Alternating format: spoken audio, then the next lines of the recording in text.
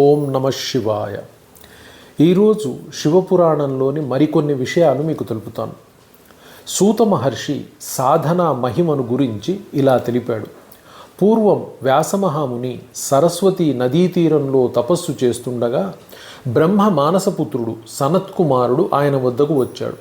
అప్పుడు వ్యాసుడు ఆయనతో, లోకంలో నన్ను గురువుగా సేవిస్తోంది, కానీ నాకు మోక్ష మార్గం తెలియటం లేదు, నాకు శాంతి కలగటం లేదు అన్నాడు. అప్పుడు సనత్కుమారుడు, నేను కూడా పూర్వం మోక్షం కోసం తపస్సు చేశాను.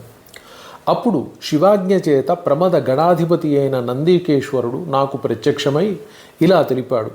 శివుని శ్రవణము, కీర్తనము, మననములు ముక్తికి సాధనములు. శివుడు ఒక్కడే నాకు ఇలా చెప్పాడు, నీవు కూడా ఇదే ఆచరణలో పెట్టు అని తెలిపాడు. అప్పుడు మహర్షులు సూత ఋషితో, ఓ మహర్షి, శివుని శ్రవణము, కీర్తనము, మననము చేయలేని అశక్తులైనటువంటి వారు ఏం చేస్తే ముక్తి పొందుతారు అని అడిగారు.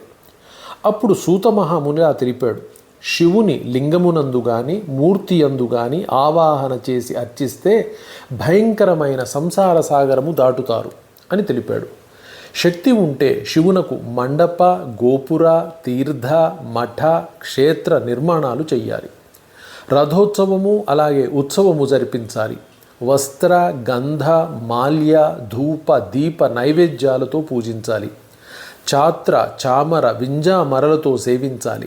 ప్రదక్షిణ, నమస్కారము, జపము చేయాలి. ఈ విధముగా చేసి ఎందరో తరించారు అని తెలిపాడు. అప్పుడు మహర్షులు సూతమునితో ఇలా అడిగారు.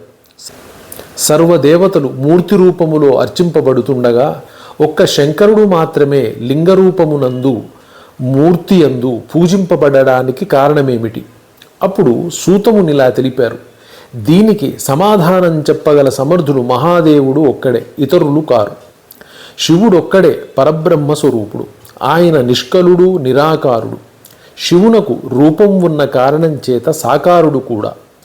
ఆయన నిరాకారుడు కనుక, అంటే ఆకారము లేదు కనుక లింగమునందు, సాకారుడు అంటే ఆకారం ఉన్నది కనుక మూర్తి యందు పూజింపబడుతున్నాడు.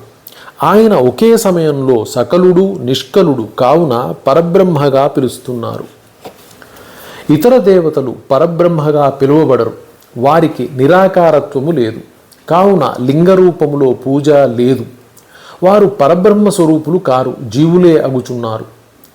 శంకరుని పరబ్రహ్మతత్వం లేదా బ్రహ్మత్వం ఉపనిషత్తుల సారంగా ఓంకార లక్ష్యంగా నిరూపింపబడింది. సూతమునిలా తెలిపారు. ఒకప్పుడు సనత్కుమారుడు నందికేశ్వరుని ఈ విషయమై అడుగగా ఆయన చెప్పిన విషయం మీకు తెలుపుతాను అన్నాడు. బ్రహ్మ, విష్ణు, ఇంద్రాది దేవతలు పుట్టినప్పుడే వారు సాకారులు, సగుణులు. శివుడు ఒక్కడే లింగరూపముగాను మూర్తి రూపముగాను దర్శనమిచ్చారు.